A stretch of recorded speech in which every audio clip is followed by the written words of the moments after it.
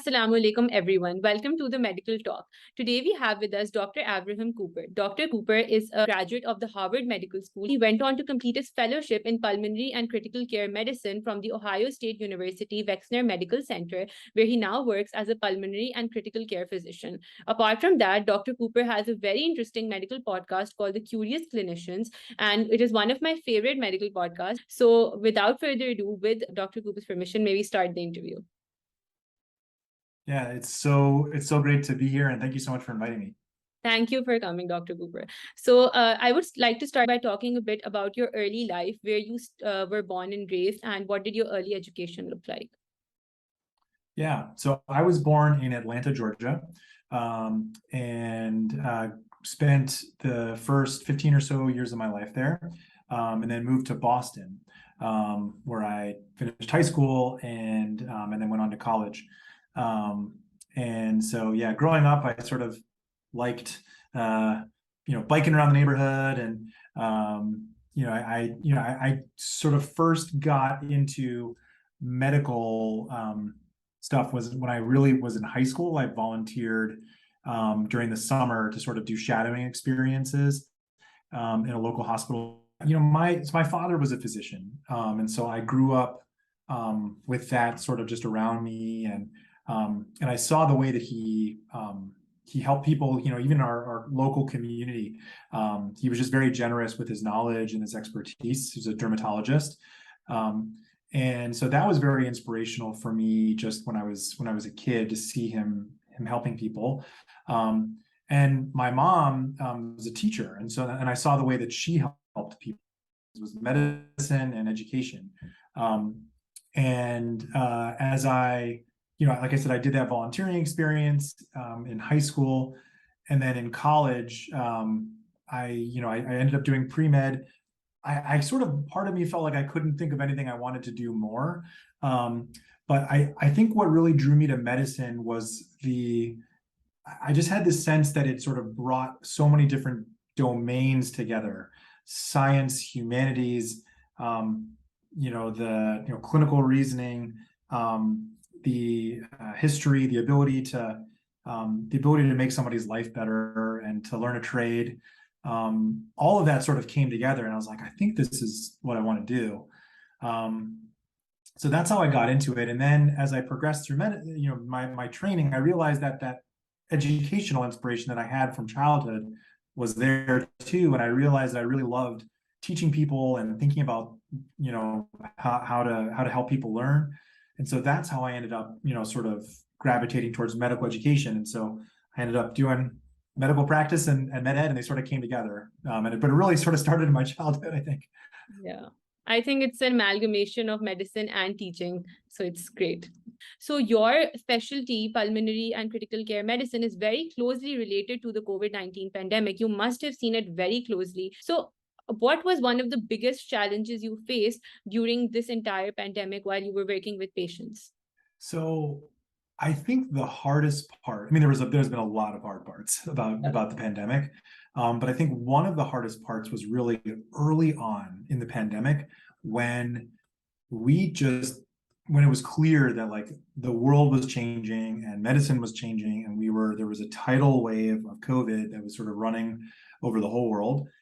And the realization that like on the one hand, we know how to take care of critically ill patients, but on the other hand, this seemed like these unique syndromes that people were getting, that it wasn't clear what was the best way, what was the evidence-based way to take care of them. Because in medicine, we're so reliant on evidence-based medicine and all the studies that have been done and that inform our current practice. And in the beginning of COVID, like in the spring of 2020, we didn't have that. Yeah. So I think that was the most challenging, is when you have all these, these sick patients in front of you, and you're learning about different potential therapies that are available, but you're not sure which ones are the right one for this patient and which ones are evidence-based and not. And so I think that was the most challenging, that very early phase of the pandemic. But obviously there's been a lot of hard parts. But as an intensivist, I think that was very challenging. Yeah. So, Dr. Cooper, now that the step one is pass and fail, what do you think is something that medical students can do to differentiate themselves from other applicants? So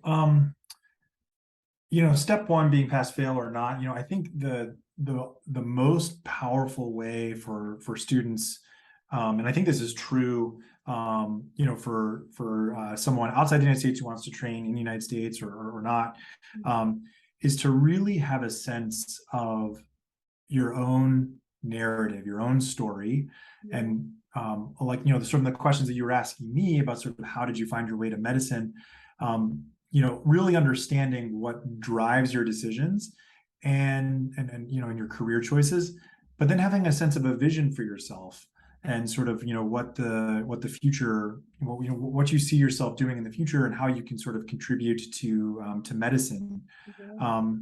And I think I find that the most compelling stories that students or residents can tell about their career and during in an application is really sort of connecting that chain between what you've done in the past, what you're doing now, some sense of what your vision is for the future.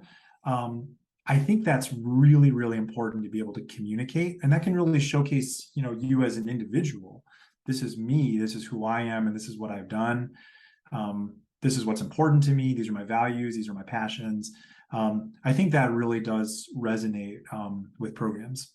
That's great. I think medical students should really focus on their passion, basically. So they should come in with a passion and they should have a reason for doing medicine. Yeah, and I think letting that sort of inform the research or the other sort of academic, extracurricular opportunities that as a student you may take on. I think if you have a clear sense of your mission and your vision for yourself and your values, you can sort of align those with the things that you're doing, which it makes it easier to sort of spend those extra, time outside of your studies investing in those things if it's something that you're really passionate about, and that will come through in an application. So, Dr. Cooper, a lot of students and people who are applying to residency programs or fellowship programs have this question in mind, that what do program directors look for? So I think, and I will say I'm a fellowship program director, so I'm not a residency program director, so I don't evaluate medical student applications typically for residency. But in general, I think it's very important to sort of do well as you can in sort of coursework, and especially clinical work, and to sort of demonstrate that those clinical skills are there, and succeeding in the clinical domain is obviously very important for future practice, to build skills, to build good habits, and sort of grow into the kind of physician that you want to be. It also can lead to compelling, letters of recommendation from faculty that have worked with you, that can sort of speak to one's ability, commitment, ability to interact well with patients, and the professionalism component as well. All of that can be, can be captured in those letters of recommendation. And then I think, filling out that, again, that sense of this is sort of the interests that one has outside of clinical practice. That's often a way that someone can distinguish themselves as, this is what I'm passionate about clinically. This is what I'm passionate about. And whether, whatever that may be, if it's research, if it's education, if it's, healthcare advocacy, whatever it is, sort of communicating those passions, and sort of, again, aligning them with, with the different domains of the application. I think that's often sort of can be a recipe for success. So, Dr. Cooper, I want to ask you about the Tweetorials. And there's this new era where Twitter is a space for a lot of learning. I think that I've learned a lot from Twitter, from your Tweetorials, and from other doctors who post a lot on Twitter about cases and different patients. What is the thought behind these Tweetorials on Twitter where you're trying to educate medical students? Yeah, I started, when I started doing Tweetorials, back in 2019 now, and sort of teaching on Twitter in a really dedicated way and seeing it as a part of my sort of my professional identity now. It really started from the for me, like I had these, like, I would have questions about medicine, something interesting that I didn't understand. I would look it up, I would learn about it, and I might teach somebody else around me. And it's like, okay, that's great. But it sort of didn't grow past that. It can't really grow past that. And I realized on Twitter was like, when people started doing these tutorials and teaching on Twitter, it was like, these are questions. People are asking those same sorts of questions, and they're answering them on Twitter, and it's really resonating with people. Like, people are having the same questions that I am. And so I realized that, like, wow, like I'm sort of doing this anyway. I could sort of just share this on a broader scale, and it would sort of benefit people, hopefully. And so that's what I started to do. And so there's lots of different ways to teach on Twitter. I have chosen to really lean into the sort of more didactic, physiology-based teaching, and sort of I really enjoy melding history and sort of how we got to current practice, like looking up the first study to report on something and when something was first described. I really sort of, I've been doing that a lot in my training, and I would sort of share that with my teams, like, hey, check out this cool thing that was figured out in the 1940s or something. And then it sort of lended itself well to this medium on Twitter where, because I think, Twitter really combines the written word and the visual media component very well. And I think that's why it's been so successful as sort of a meeting ground and sort of like a common square for humanity. And I think why MedTwitter has been very successful because of its ability to combine those elements. And so that's essentially what I did. And I tried to take sort of best practices for education and, sort of adult learning theory and sort of the best ways to the ways that we teach locally in a classroom, to take that onto Twitter and to use the same concepts and apply them there. And so I think that was sort of how I got into it. And over time, I've just tried to get better at it and sort of try to hone my craft, but it's really a lot of fun.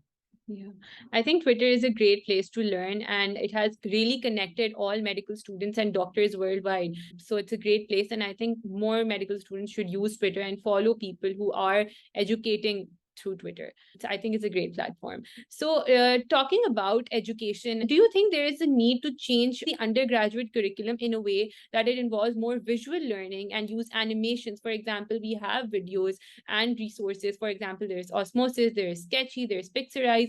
All of these resources use very visual techniques. And I think the reason why tutorials and things on Twitter are so successful is because they involve visual learning. Do you think there is a need to incorporate all of this?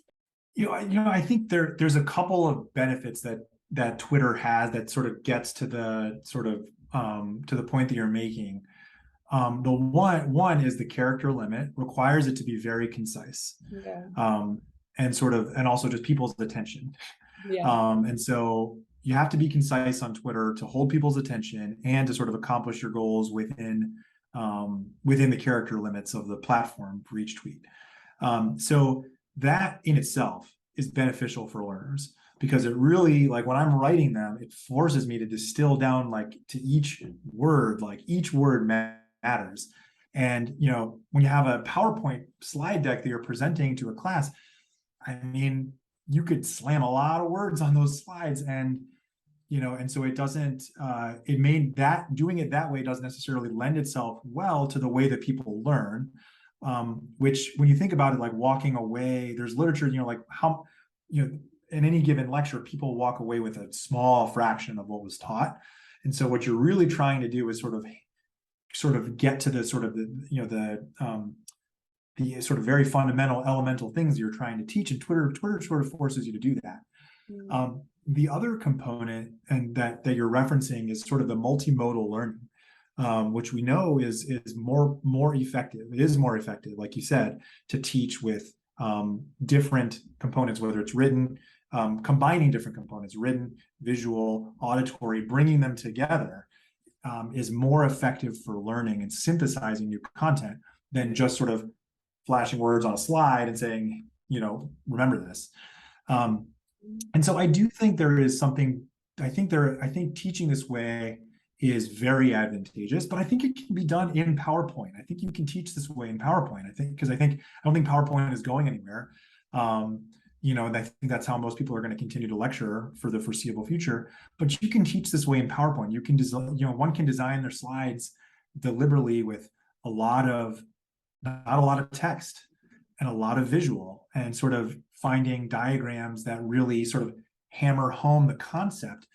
And then, as a lecturer, you can talk about the content that you're delivering, but it doesn't all have to be written out on the slide. So I think we can sort of leverage these sort of cognitive learning principles when we design PowerPoint slide decks. I think it's very doable. And I don't know if I succeed, but I try to design my slides when I teach a PowerPoint like I do Tweetorials on Twitter. I try. I don't know if I always succeed, but I try. So, Dr. Cooper, talking about learning and finding answers to questions in medicine, you have a very interesting podcast called the Curious Clinicians. And I have been listening to that since the first year of my medical school, and I have gotten a lot of answers from that. What was the thought behind this podcast, and how did you start it? Yeah, so there are three of us that host it, and Dr. Tony Brew, Dr. Hannah Abrams, and we're all internists in our own ways. I'm a subspecialist. Tony is a hospitalist. Hannah is an internal medicine resident. But we were all teaching on Twitter in sort of complementary ways. Tony does Tweetorials like me. Hannah also does Tweetorials, but she is a really sort of very talented sort of visual designer, and so she designs graphics basically to teach that way.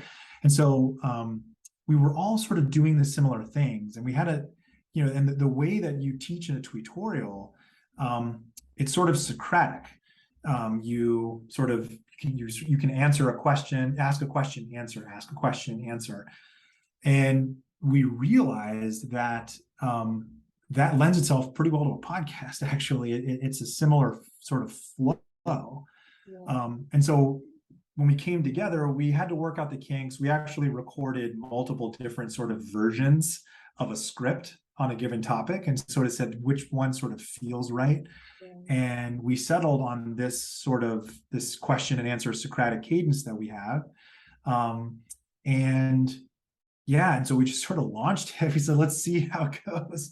And thankfully people, and thank you for listening. I really appreciate that. People thankfully have enjoyed it and have given us good feedback. And, just like on Twitter, we've tried to get better and better at what we do. And it's been a lot of fun. It's been very, very fulfilling to be able to, take what we're doing on Twitter and, in a podcast, there's no character limits.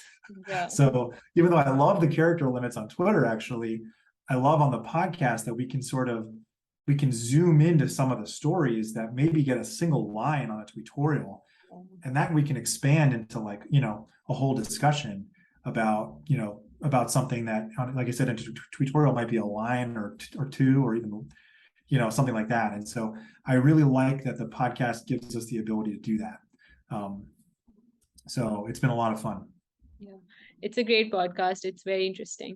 So talking about podcasts and Twitter, and we have LinkedIn as well, do you think that in the future doctors should have an online presence and connect with doctors from the other parts of the world? I think it's very helpful. I always hesitate to say people should, because there are drawbacks to being on Twitter. And so I don't want to make it seem like it's all positive. There are negatives, and I think you sort of have to be okay with them. For me, it's the benefits far outweigh the drawbacks. So I hesitate to say should, but I think there are definitely benefits to doing it.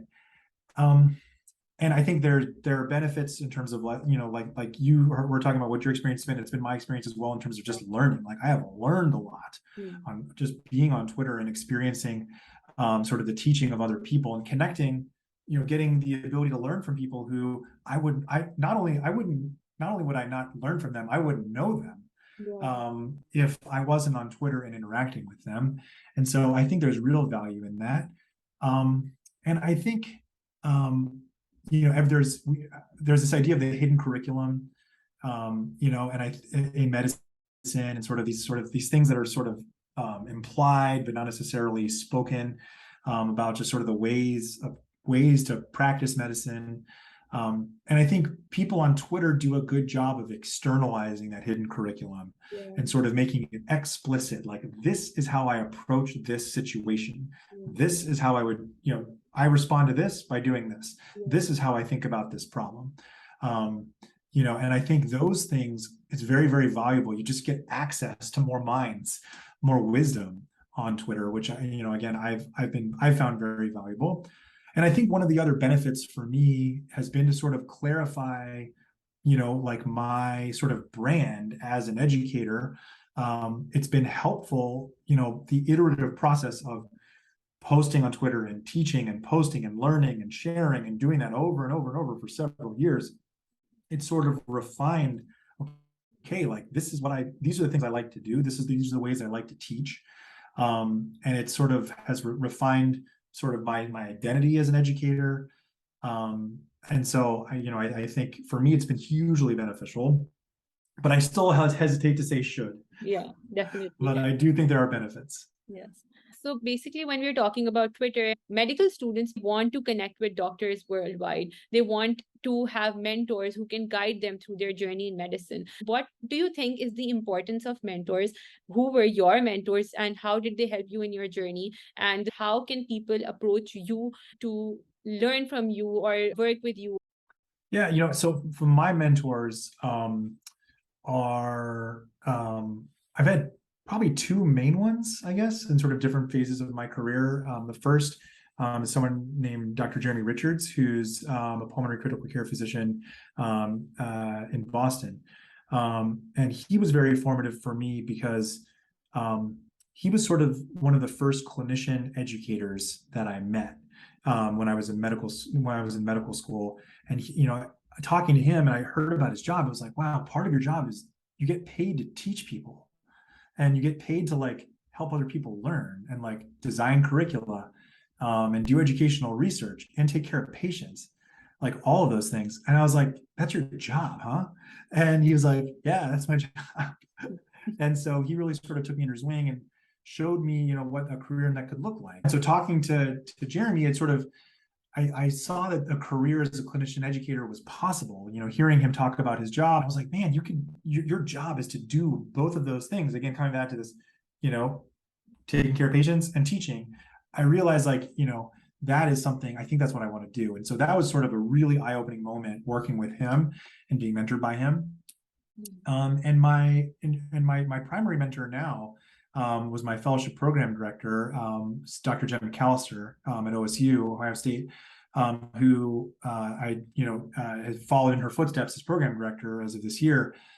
So she was just been an amazing mentor for me for many reasons, but one of them, trying to think about what I learned from her, one of them is she's really, really good at connecting people with opportunities and sort of recognizing what, the skills and the abilities that someone has and their passions, and then connecting them with, like, roles and goals and ways to sort of really grow in one's career. She's really good at that. And so I've tried to learn that from her. And she's really sort of a master administrator and sort of how to run an educational program, run a fellowship, run a program well. And those were skills that I learned from her. And in realizing that, to be a program director, you have to be a really good administrator. And so, and a leader. And so those skills that I learned from her. So I think those would probably be my two main mentors that I've had. I've had lots of other ones along the way that I value greatly. And to your question, sort of about, the sort of paying it forward, I love connecting with people and trying to help others. And, I think, people reach out to me on via message on Twitter, and I welcome that. And, I'm always happy to help where I can. A lot of medical students worldwide, I believe, face a lot of burnout, and they find it very difficult to maintain a work-life balance. So how do you think they can tackle this issue and find a better balance in life? Wow, that's a really complicated question. I wish I could do it justice, honestly, sort of a short answer like this. I can speak to my own experience. That's probably the most that I can do.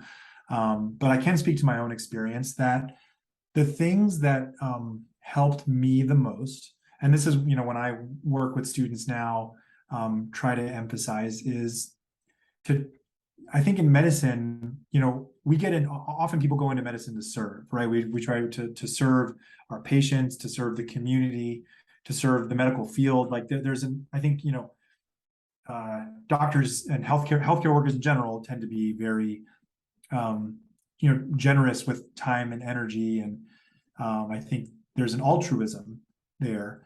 But it's very, very important when you're going through a really rigorous, busy, hard, both physically and emotionally training experience, to maintain your sense of self and to focus on the things outside of medicine too that bring joy and balance to one's life.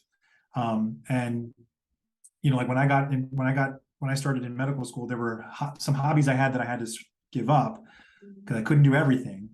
But there were things in life that I found very important. Like one of them was playing music. I sort of leaned into that and I said, I'm going to keep playing music even in medical school. And that brought me joy and sort of a sense of balance. I was able to sort of keep those parts of myself alive, even though medical school was extraordinarily busy. So I think sort of finding, doing things that maintain that wellness outside of medicine are very important. I would never undersell the value of sleep. There's so much evidence that adequate sleep contributes to mood and energy and cognitive abilities. And so, getting adequate sleep and not sacrificing that, those are things that are really important. And then I think, in school, in the trenches, in practice, I think it's helpful to, this is what I found was sort of trying to remind myself, like, why am I here? Why am I doing this? Why am I like giving up all this time to be here and doing this? And sort of really understanding what your own personal motivations are, what's driving you to be there and succeed and help your patients. And then I think the final thing is curiosity, because I think one of the things that can be challenging in medical school is you're exposed to so much, and some of it is not for you, and some of it is not something that you're going to really enjoy or feel like you're ever going to use again. But I feel like if one keeps that animating curiosity, that deep sense of like, I want to learn more, I really want to understand this better, even if I know, and it was maybe a little easier for me because I was going into internal medicine where there's a lot that's relevant. I wasn't sort of hyper focusing on a specialty right away. It made it easier for me for the sort of the rotations I was sort of less excited about. I felt like I could be like, I can still find things here that I'm interested in and curious about and want to learn more. So that made it easier just beyond wanting to be like, I want to try to get a good grade here. So I think curiosity is really important. It keeps you going. So, Dr. Cooper, one of my last questions is that how do you see medicine and medical education 50 years from now? Do you see artificial intelligence coming in, or do you see the medical education completely turning towards the videos and online and no more classroom lectures? How do you see it? Yeah, I think we will probably have more asynchronous learning over time. I think that's, this idea of a flipped classroom that a lot of medical schools have adopted, this idea that students can read in their own time and they can synthesize and discuss together. And that's often the best way to use that time rather than just transmitting knowledge. I think that trend will probably continue. And I think we will have more asynchronous learning where people are learning via videos, podcasts,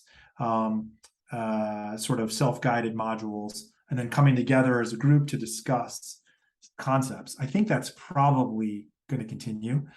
I think we will have to integrate with, I think AI for sure, like the way that, physicians and other healthcare, clinicians make decisions is going to be more and more integrated with artificial intelligence. I think over time, it just seems hard to believe that we won't move in that direction. I don't know what it will look like, but I imagine that trend will continue. And so I think curricula will have to be based around how do we sort of adapt to those, to AI in a clinical environment. And so we'll have to learn how to teach that. And I think the other thing that we're going to have to learn to teach or to teach more about is the impacts of climate change and the way that that's going to, impact health as the world warms and climates change. I think that's going to have to play a bigger role in medical school curricula. I think medical practice will look very different after 50 years, and I hope we can see that. My last question is that, do you plan on visiting Pakistan anytime soon and teaching students over here just for a lecture? Yeah, I would love to. I haven't traveled much with COVID. I haven't been on a plane in a few years now, actually, with COVID. No, but I would welcome that. And it's been so great connecting with you and learning about this amazing project, this amazing podcast that you guys are getting off the ground. And I'm really excited to see it grow. Thank you so much. So I hope that we can see you in Pakistan soon. So thank you so much, Dr. Cooper, for coming on this podcast. It has been an honor, and I hope that we can have you again soon. Thank you.